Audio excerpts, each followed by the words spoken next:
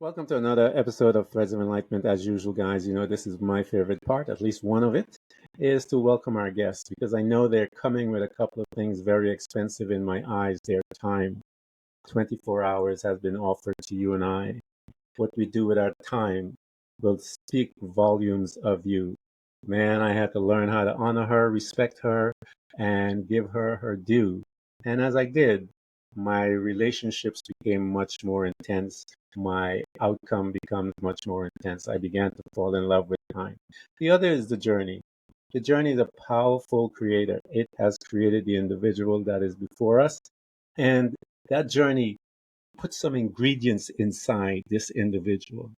And we want to extract some of this stuff that is in there.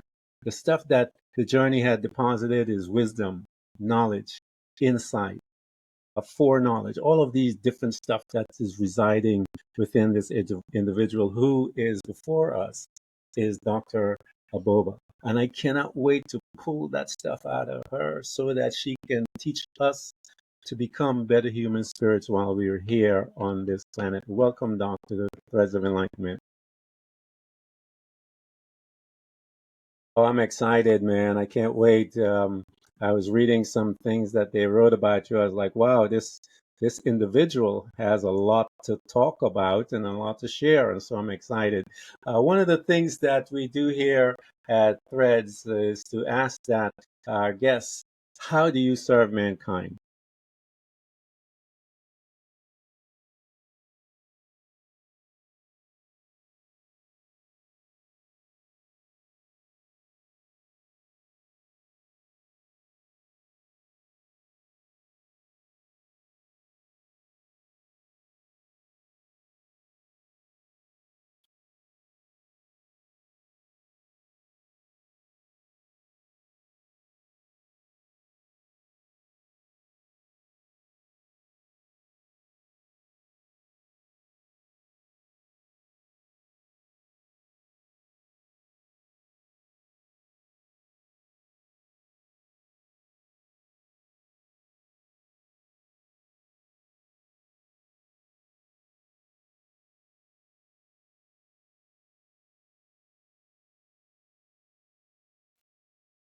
That,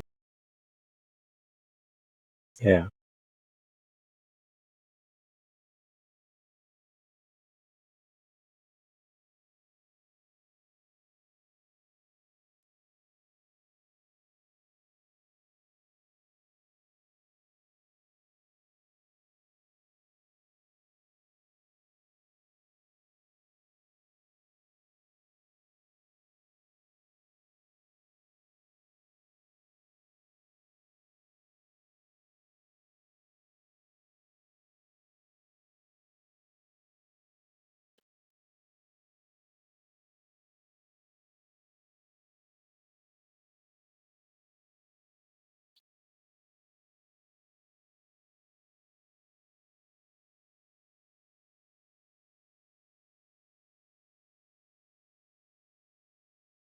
That is awesome. I try to explain that myself. Everything is energy.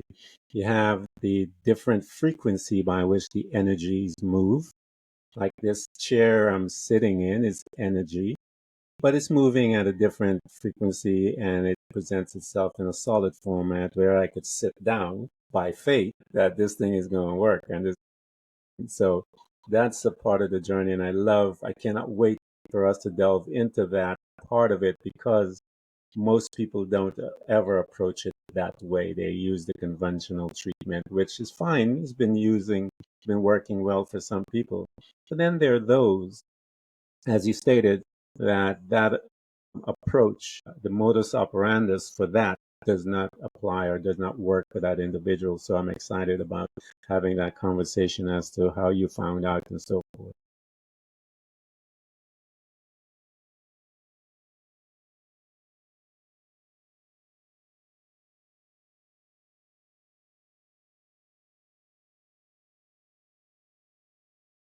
Mhm. That's the key. Yeah. Yeah. It sure is.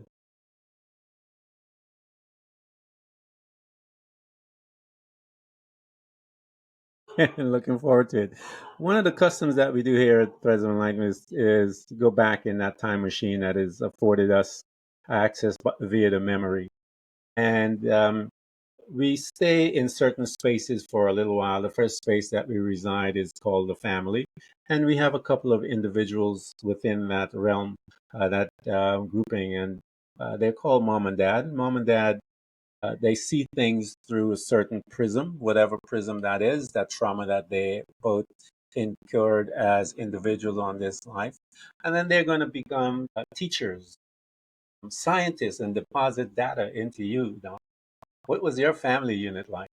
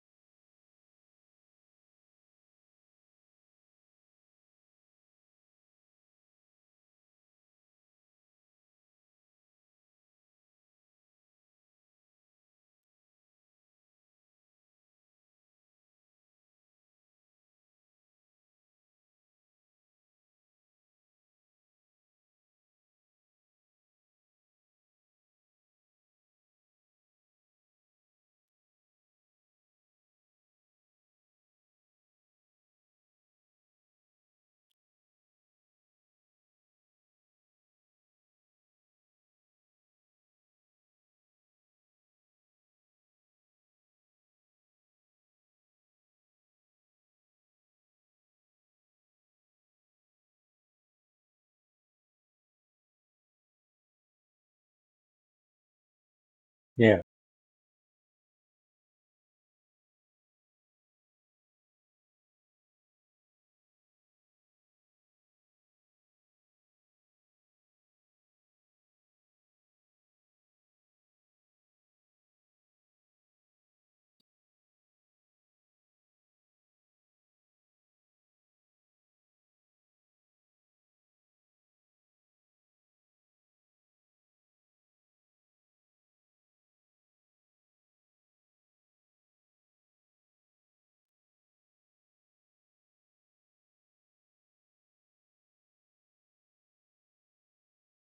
yeah,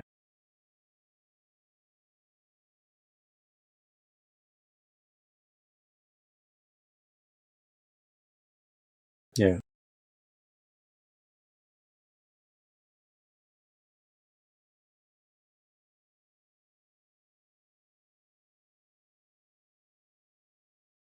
yeah,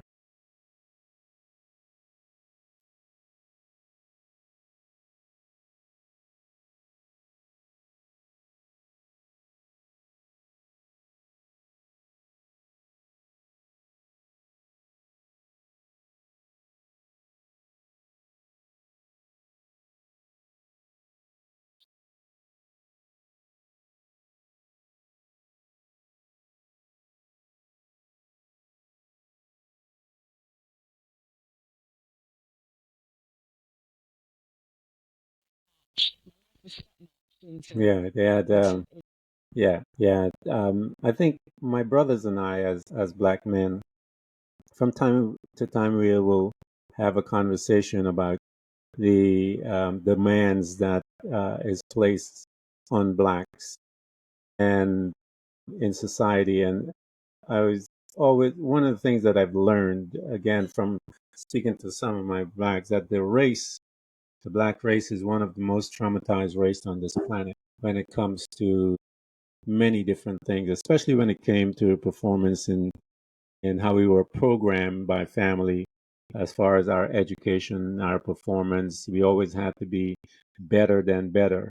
and then we have to be better than the better. And so everything that we were told placed us in this high stress level, as far as this high anxiety constantly. And as you said, there's always a need to be on guard.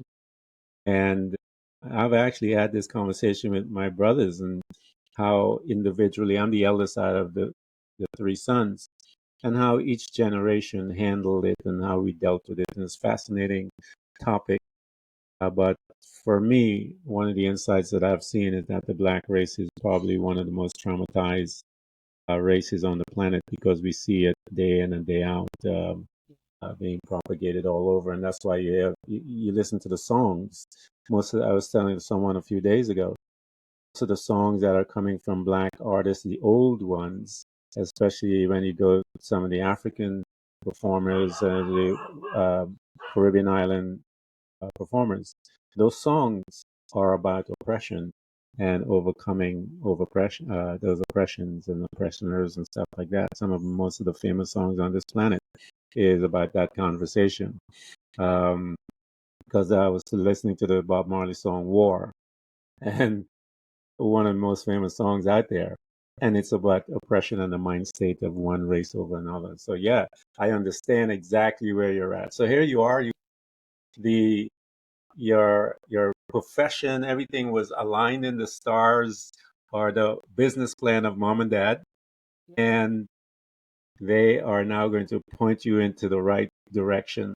When you got into school, because again, the high achiever mentality, the type A personality, as they say, when you got there, how did you function in there? What was Dr. Aboba's mindset? What was your day like when you began to embark on the journey that mom and dad had set up for you? Mindset was very much I had to validate my mum and dad. I had to seek that validation.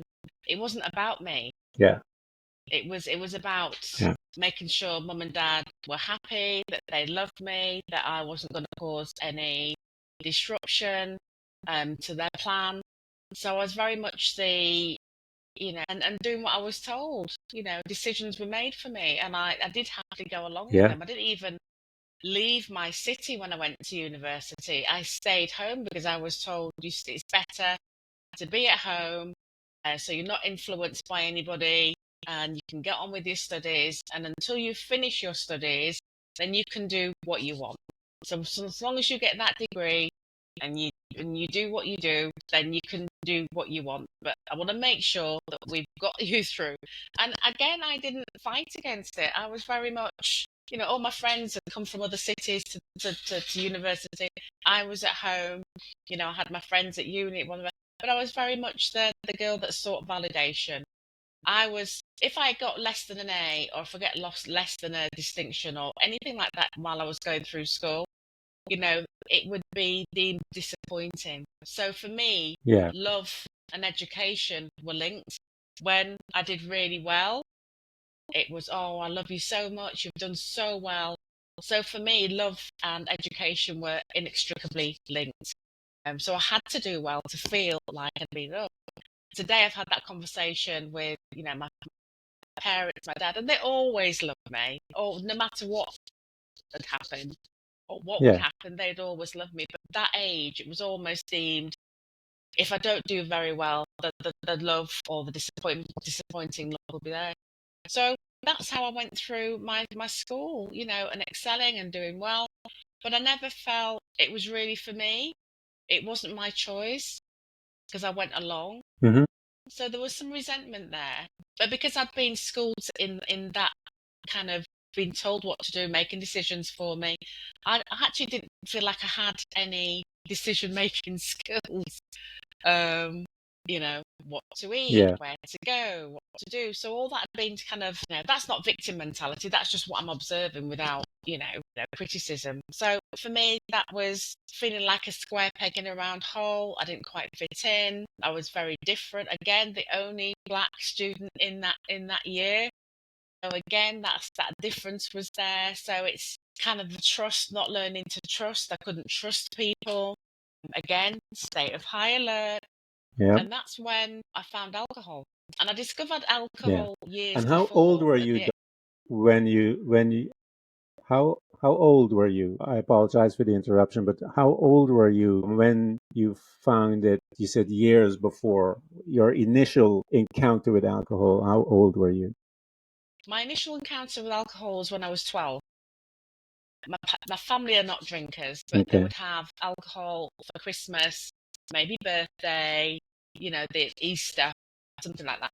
And I remember um, there was a martini. My mum bought some martinis, some sherries, whatever. And she just offered me. She said, "Would you like a little drink, a little tiny little drink of it? Have a little toast, a Merry Christmas." And I had that little toast, and it was in my head. All of a sudden, this this Wow. this fear, anxiety disappeared. It was almost like the sun came out. Everything felt fantastic, and that stayed with me. That feeling stayed with me, and alcohol was always not far away in my head. So I wouldn't have it all the time. Yeah. That one drink was it for maybe the next year. But I just always remember looking forward to that drink. And then as the pressures of life, Hmm. you know, started to kind of pile, the so-called pressures of life started to pile on me, then it was alcohol I reached, you know. But I was a high achiever. I knew how to achieve. Drinking and study just didn't go hand in hand. So I'd always make sure I saved up my drinking for when I finished exams or I finished something. And then I would go for it because it changed the way I felt about myself. It wasn't one of those, oh, I want to party, I want to have fun. It didn't even like the taste of alcohol, but it was just that feeling of feeling like this is what I Yeah. should be feeling, really good about myself, you know? I felt more confident, I felt happier, and it just helped me change the way I feel. It helped change my state of being. And this is what I held on for years and years and years. Unfortunately, alcohol is addictive, and for me, with a predisposition, it became part of my life and it became my That's best it. friend. And it's something that it was a relationship. I didn't want to part. It was a toxic relationship. I didn't want to part with it. I knew it was abusing me, but I was abusing it. But I couldn't let go of it because it helped me change the way I feel. It helped me navigate, social anxiety and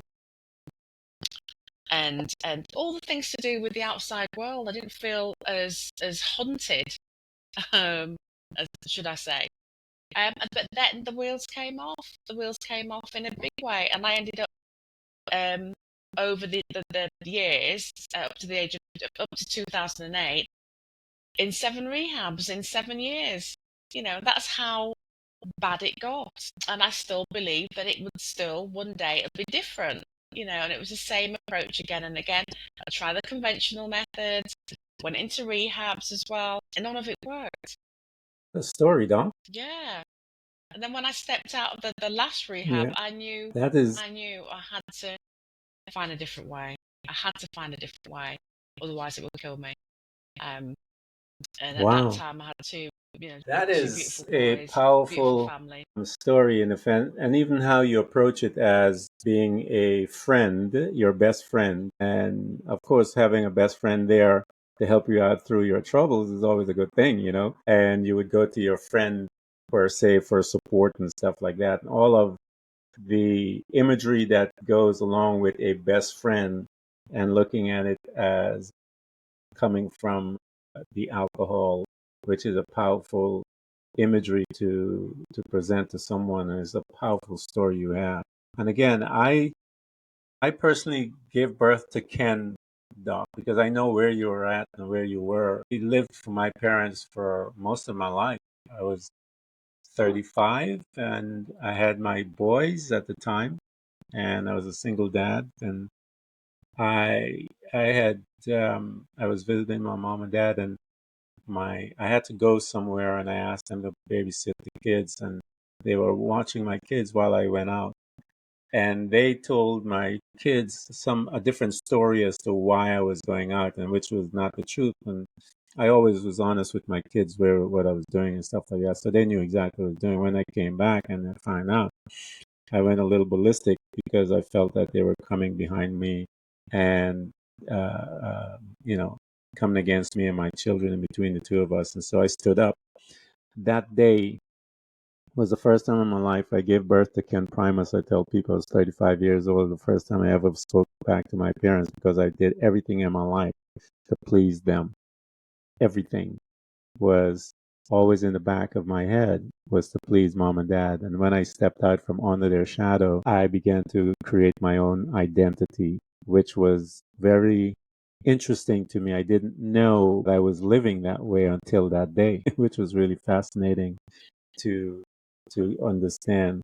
So here you are. You're achieving much in the school, getting everything that you wanted as far as achievement for mom and dad and pleasing mom and dad. And you found out that that high pressure situation mentality is not good to you because you are still not known as to who you truly are.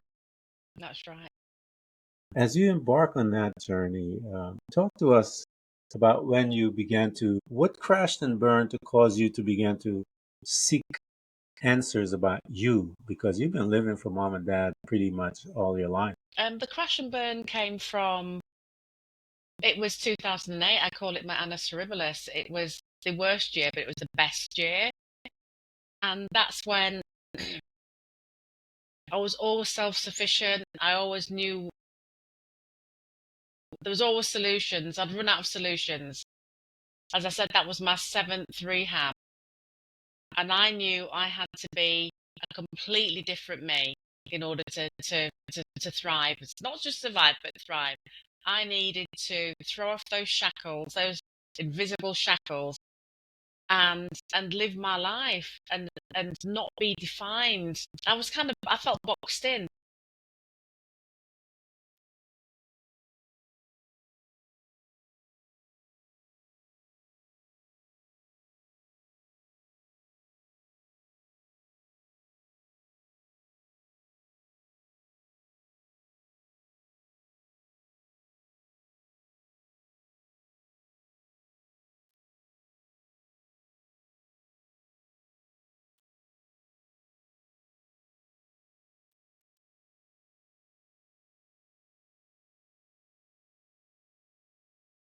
She just suggested, my physicians were asking me to go on antidepressants, and I said no, because if I go on antidepressants, I won't come off them.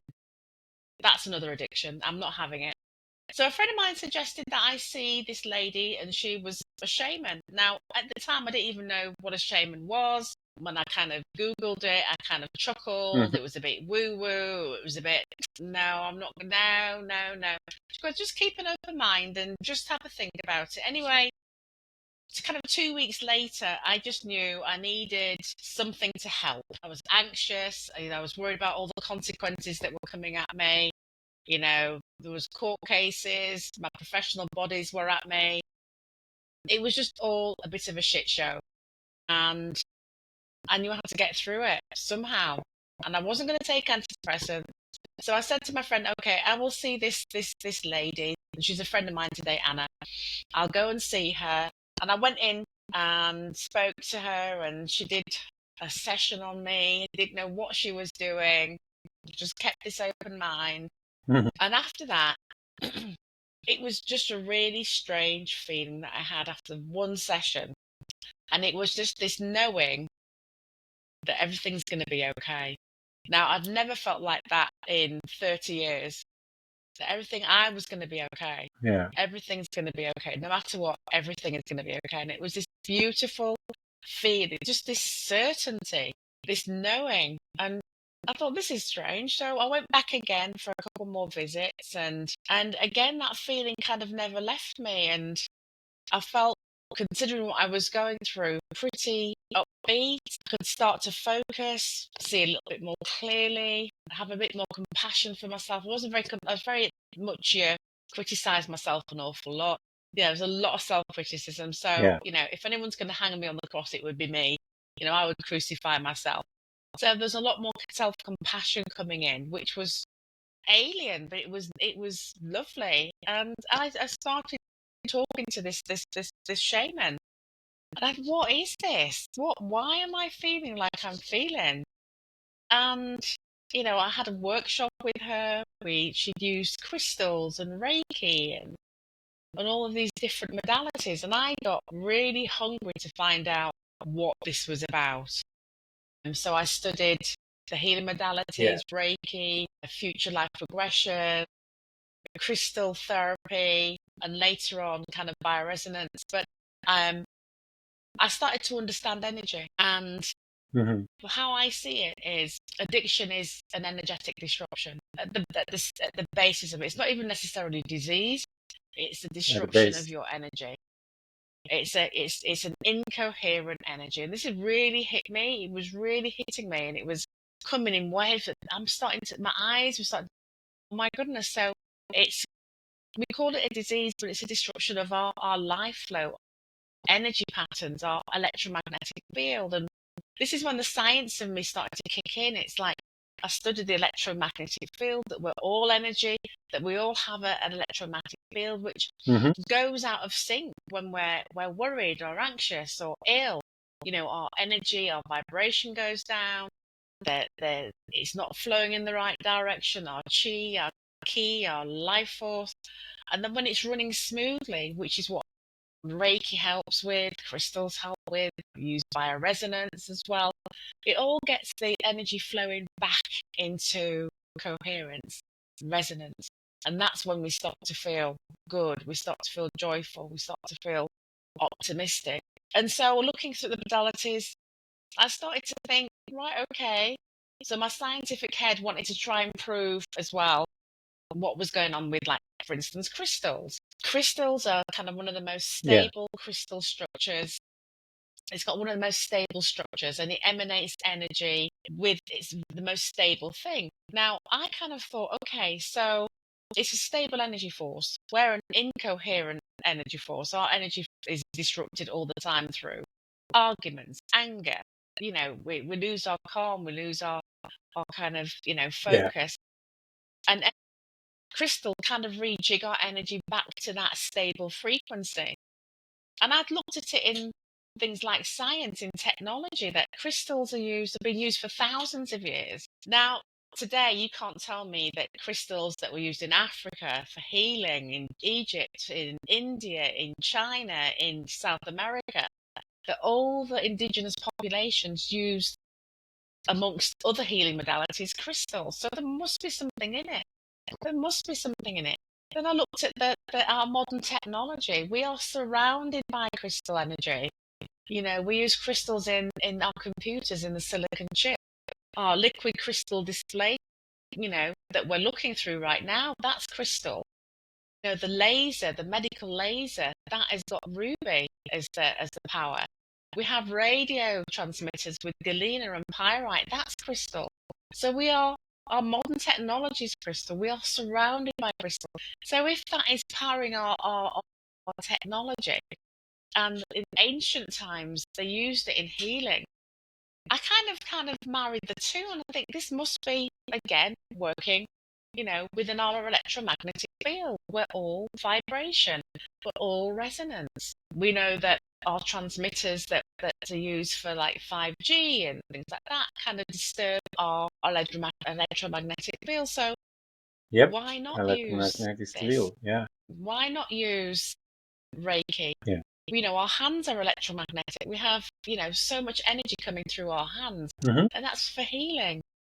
So I was looking through all modalities, such as food. Food carries a vibration. Again, I'm a food addiction counselor as well. That ultra processed food has no energy. It has no Yeah. vibration. We're feeding ourselves with something that's dead, that's not even alive. That brings our vibration down. That's why I also do believe we have a lot of mental health issues as well, because of food. Our foods, if we're not eating Oh yeah. whole foods, whole healthy things that are plucked from the earth, or, and we're eating ultra processed food, our kind of vibration goes down. And, we're seeing this more and more pan out in, with mental health, with inflammation, with diabetes. So food carries, so I'm very much into foods and herbs carry some of the highest vibration, to help us heal. So, food is medicine, food is a vibration. And it really got me into the realms of, our thoughts are energy, our words are energy.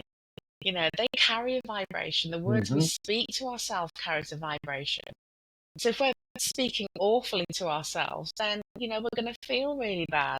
And if we speak uplifting words and fantastic affirmations, then we start to feel good again. It's kind of a blend of all the different things that I use to help me get what's come for me. Yeah. Is I think the vital bit, the kind of the pièce de la résistance was, it must have been 2014, and I was in my family home, in my parents' house. They've got dozens and dozens of pictures of family, of generations of family. And I think I was guided, and that picture might have been there for a long time, but I'd never seen it. And I saw this picture, and it was in the back, and it was an old sepia coloured photograph of an old man with a cane, dressed in his African outfit. And I said, Dad, I haven't seen this picture before. Who is this? And he said, it's your great grandfather. And they call him father of cows, Baba Leleron. So I said, okay. So I said, tell me more about him. And I was like, I've never seen this picture before. And he said that was his grandfather who had been captured into slavery in Nigeria, at Abeokuta, the village, taken to America, but eventually came back and returned to his village and had a family. And that was my goosebump moment. That's when everything kind of made sense. That this man who had gone through utter horrors and utter trauma had a North Star, was to, maybe it was the end of slavery at the time. I'm trying to still work out the timeline. Maybe it The escaped, date but and I the know timeline. he Yeah. made his way back to Nigeria, from America to England to Liberia to, I'm still searching the route, but he came back and he traded cows Wow, from what a story. Senegal all the way back. And he made his money, because I think he was a herder, made his money herding all the way back to Nigeria. He remembered his name, he remembered who he was. His North Star was returning home. And that for me is when I cried. It all just made sense. He struggled, the trauma he went through, but he remembered himself. He remembered his name. He remembered his resilience. He remembered who he was. And that kind of just, that ancestral, that energy just came through, and that resilience. And I remembered who I was, what I was brought on this earth to do, my North Star. I used to really be ashamed of my name, Olubumi. People would make fun of it at school. They'd call me all sorts of different types of names. And I just remember the first time saying, I am Olubumi. I am Olubumi. And that is my name. That is who I am. And having that link, that ancestral link, it was almost as though he'd spoken through. I had to see that picture. It was no coincidence I saw that picture Yeah. Yeah. after all those years, and it just hit me at the right time. And I just knew that, yeah, I was here. My grandfather was around, my great grandfather was around. This is when I looked into the energy of ancestral healing. He needed healing as well. I mean, what he went through was Yeah. horrific, despite Yeah. his eventual victory of Yeah. returning home. And I was there to help heal him, because it's genetics, Yeah. epigenetics. It's a His powerful trauma is story. tagged on my DNA. It's Oh called the yeah. epitome, Yeah. and it's Hmm. tagged on my DNA. And it It is. activates when you're in a trauma situation. So this is why I then started to understand, Oh why did yeah. I always feel like I was being hunted? Why did I always feel like I had to keep my head down? This wasn't a story that was, you know, my story. It was my great grandfather's story, you know, and that feeling of constant fear, a state of high alert of doom, that was my great grandfather. And this is what I was here to heal as well, was to heal my lineage going backwards.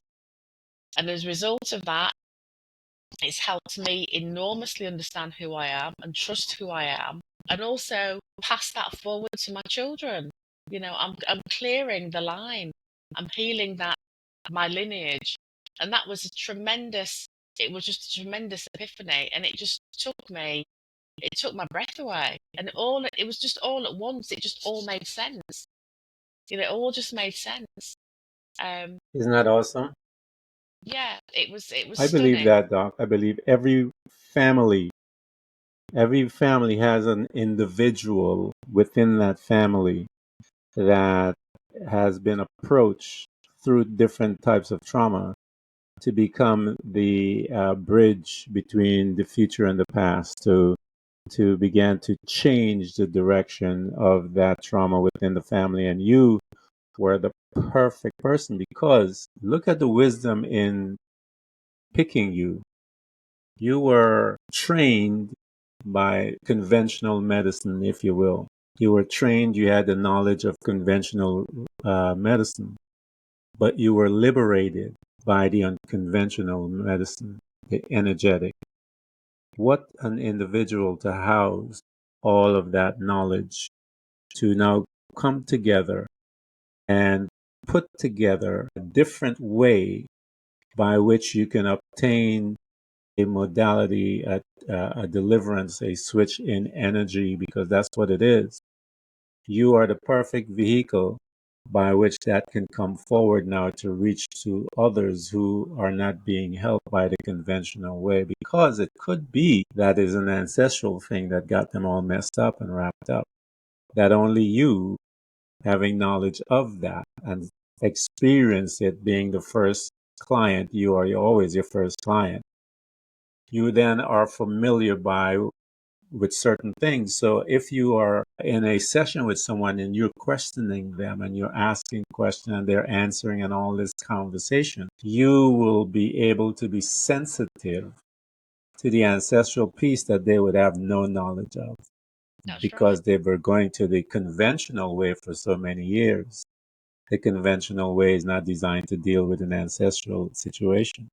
But because of your experience and training in both the natural realm medicine and the supernatural realm energetic medicine and healing, if you will, what a embodiment of power. It is. It's almost What like an spirituality and embodiment. And science. Yeah, spirituality and science just yeah, clicked. It's like combined together. it was like open. It was almost like just the analogy of finding the right combination to a safe. You find the right combination and bam, it's open. Mm-hmm. And that's how I felt when I thought, wow, the energy side of life hasn't really. It's there. It's the science and the spirituality. They go hand in hand, and when they go hand in hand, they're super powerful. And for somebody like Yeah. me who does like the science side of Yeah. things, and it all clicks, it just all clicks, and that's when your belief system goes up as well. Beforehand, if you'd told me about Yep. crystals and it does Yeah. this and it does that, or Reiki, and I didn't, it would just be like all woo woo. I would never have completely believed it. But once I started to join the two together, there was a belief system there. It made sense. It made sense. And I think because it's not explained in a kind of scientific way, many people still think it is woo woo. There's nothing that works. But then, Mm-hmm. people are having massage. That's a big detox, and big shifting of energy. Yoga shifts energy. Everything Mm-hmm. shifts energy. Laughter shifts energy. Dancing Meditation, does. laughter, All these things, laying on of shift you hands into in a higher Christian. state. Yeah, So laying I'm a on of firm believer hands, of Jesus did in Christian belief. Yeah. So yeah, laying on of hands is energetic. All of those different things. I remember him healing individual, and he didn't even have to go to the house. The man said, "You don't have to come to my house. Just say that she's healed, and she's healed." And that's what Jesus said. Okay, she's healed. And his people came to him, to his servants came and said, "Oh yeah, your daughter is healed." So we, because of the programmers, don't want to talk about that and kind of spook people from the from the energetic field, because if you don't send them there, a conventional doctor is not going to send you to a shaman, because he was trained at that spooky stuff. But yet you were told about, afforded the information to go to a shaman, you went, and instantaneously you got results. And so usually those two fields don't synergize. They never do.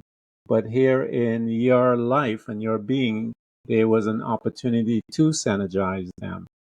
And then it began to, and again, you being the first client, it began to change you. Now, invite us, Doc, for the listeners, because this, for most of them, is a new concept when being approached to dealing with addiction. And I want to encourage the people to let me tell you something. Addiction comes in many different forms. You could be addicted to your lower vibration, you could be addicted to depression. You could be addicted to upset. I mean, all these things, you could be addicted to it Yeah, energetically. that's And right. when you Yeah, have someone you like can be addicted Doc to so many able things. to Yeah, people kind of recognize it, think, yeah, yeah, yeah, yeah, addicted to you can, work, she can addicted to their remove that phone. addiction. Yeah, yep.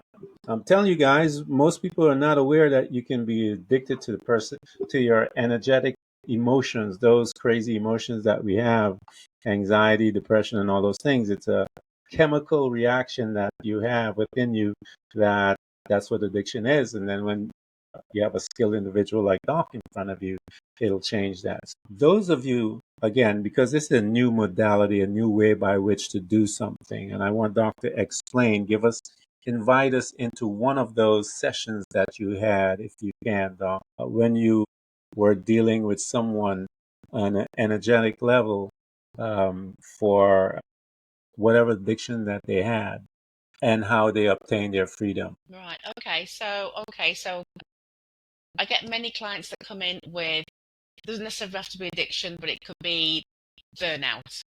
They're exhausted. They've they've chronic stress, and that's manifested in can't sleep very well, tired all the time. They've lost their boundaries. They're just over and beyond the call of duty. And they're eating rubbish. They're starting to self-medicate, and they're exhausted. And they come to me for, they want to get away from the medical, the prescriptions, the Prozac, the pharmaceuticals. So they come to me, because I don't use any pharmaceuticals whatsoever, and I use resonance. And so I would go through a consultation. I kind of pick up as well, from what they're telling me. I kind of pick up what it is they need, looking through their history, talking about their history, not just about that particular moment in time. I really do a very in-depth consultation. Let them tell me their story, let them in their own words. No, I'm not guiding them. So I just start to pick up, really. I get a feeling of what it is that they're missing or lacking, or having too much of, because you can have too much energy as well. Do you know what I mean? Um, and then what I do is I kind of go through step by step. My first thing I do is use bioresonance, and that is a device that's a diagnostic device, which is absolutely amazing. And it looks at Yep. virtually all organs of your body, your brain. So it looks at the Western, the kind of the organs, and it has the Eastern, which is the chakras and the meridians, etc.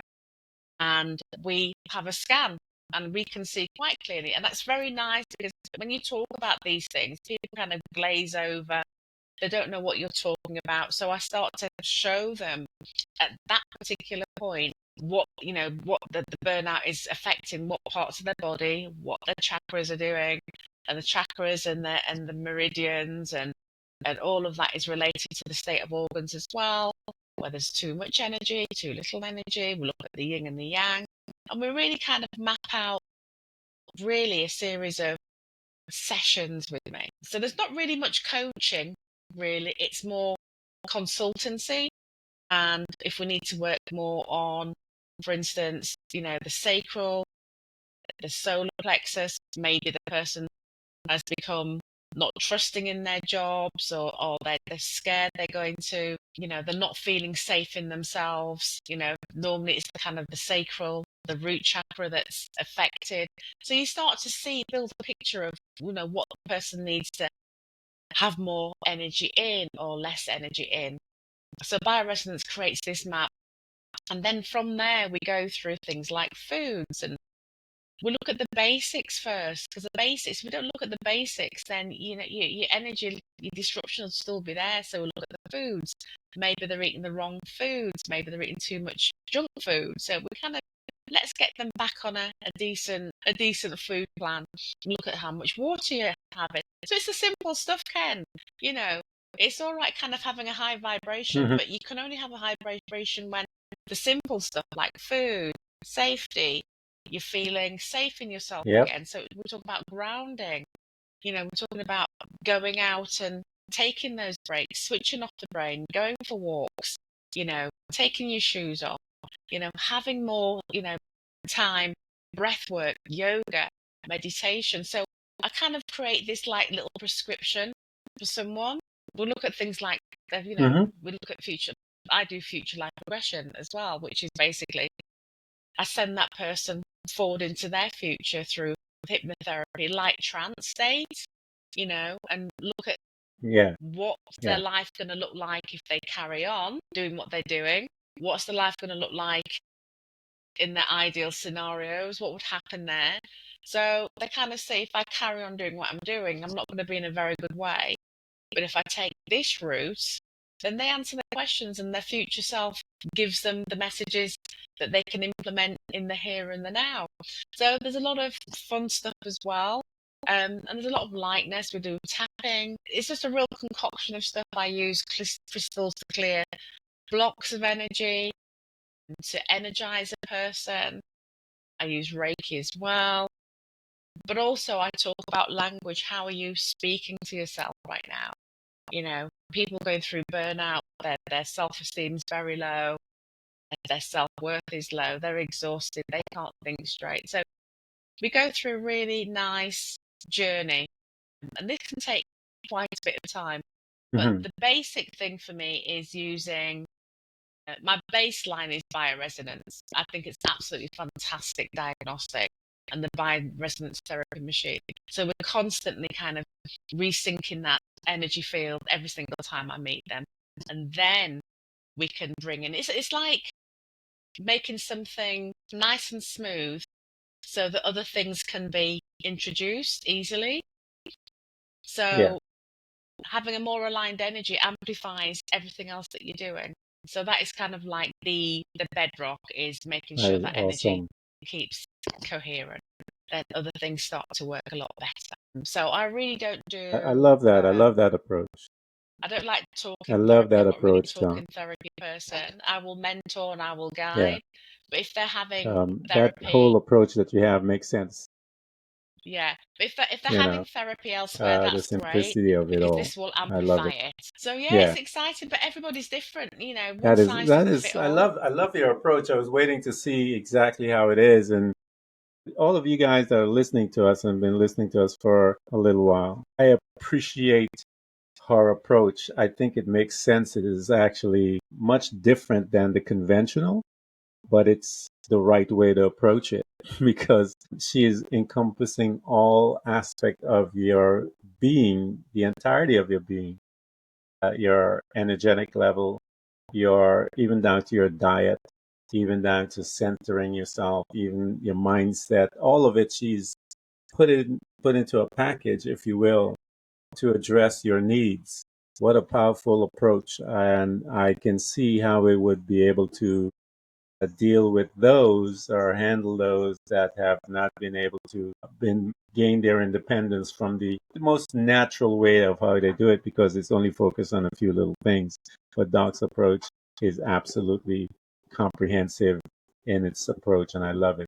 Though all of you that have been listening to us, man, we're going to provide everything for you guys. This is what I've been saying about Doc. I love her approach. It's absolutely stunning and beautiful. It is comprehensive in its approach to obtaining your healing. Absolutely powerful stuff. She's dealing with your soul and your natural being when it comes into the food and the meditation and all the other aspects that she's bringing in, the crystals, the all of it is a more holistic, if you will, holistic approach to moving you through from one aspect of pain into freedom.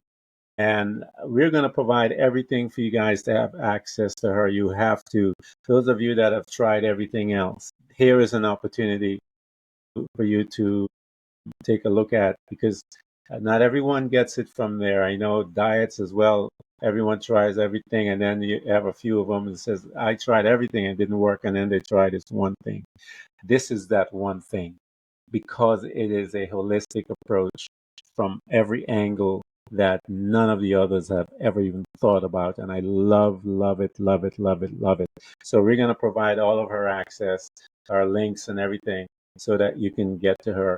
And if you have a friend that has struggled with addiction, and you know that friend have tried every single thing, here is a gift that you can offer to that individual, a parent also, a good friend, sibling, whatever. Work with each other, man. Help each other to free each other and create great, long lasting friendships in that fashion.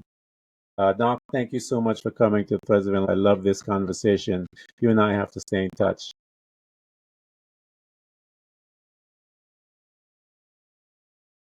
Well, yes, I hope so too.